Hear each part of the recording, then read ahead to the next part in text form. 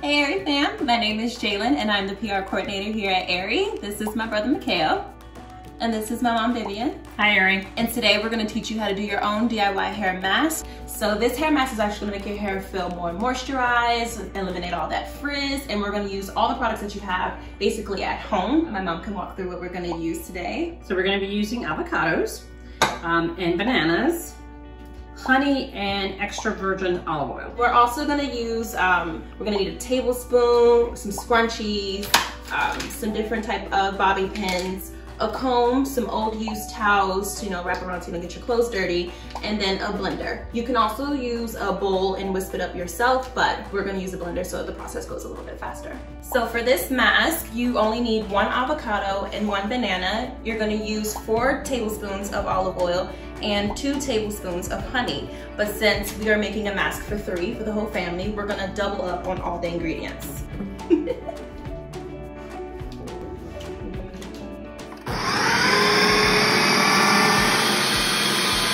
So this is the finished product. You're supposed to have like more of a pasty type of consistency, so it has time to moisturize in your hair. Not too liquidy, but then also not too chunky to make sure all your avocado and stuff is blended. So now that your mask is all blended and put together into a bowl, you can start to use your old towels, wrap it around you so you don't get dirty when you are applying it. And I'll show you how to apply it. It's good because we all have different lengths of hair, so the application is different. So with her, since her hair is a little shorter, we can just clip it into 2, and then you can start from the back. I like to use my hands just so you can get a good application into it. And then just make sure you're coating the roots and all throughout her hair, and then just continue the process through.